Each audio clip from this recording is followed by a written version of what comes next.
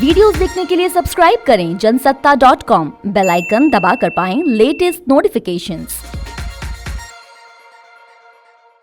अब मुझे आश्चर्य होता है, सही मायने में कांग्रेस यदि महंगाई और इस देश की अर्थव्यवस्था को लेकर विरोध प्रदर्शन करना ही चाहती है तो उन्हें 10 जनपद के बाहर करना चाहिए, क्योंकि इस देश की आज़ादी के बाद अर्थव्यवस्था को कुठाराघात करके महंगाई बढ़ाने का श्रेय किसी को जाता है तो वो नेहरू परिवार को जाता है।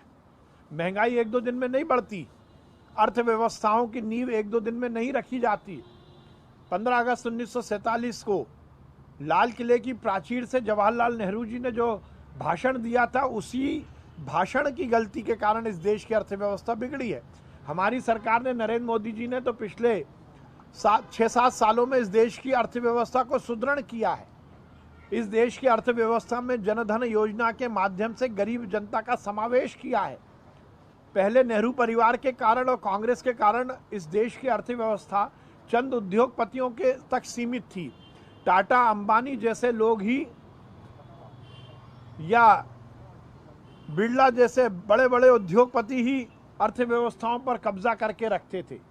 अब मुझे आश्चर्य होता है, सही मायने में कांग्रेस यदि महंगाई और इस देश की अर्थव्यवस्था को लेकर विरोध प्रदर्शन करना ही चाहती है तो उन्हें 10 जनपद के बाहर करना चाहिए, क्योंकि इस देश की आज़ादी के बाद अर्थव्यवस्था को कुठाराघात करके महंगाई बढ़ाने का श्रेय किसी को जाता है तो वो नेहरू परिवार को जाता है। महंगाई एक दो दिन में नहीं बढ़ती, अर्थव्यवस्थाओं की नींव एक दो दिन में नहीं रखी जाती। 15 अगस्त 1947 को लाल किले की प्राचीर से जवाहरलाल नेहरू जी ने जो भाषण दिया था, उसी भाषण की गलती के कारण इस देश की अर्थव्यवस्था बिगड़ी है। हमारी सरकार ने, नरेंद्र मोदी जी ने तो पिछले 6-7 सालों में इस देश की अर्थव्यवस्था को सुदृढ़ किया है। इस देश की अर्थव्यवस्था में जनधन योजना के माध्यम से गरीब जनता का समावेश किया है।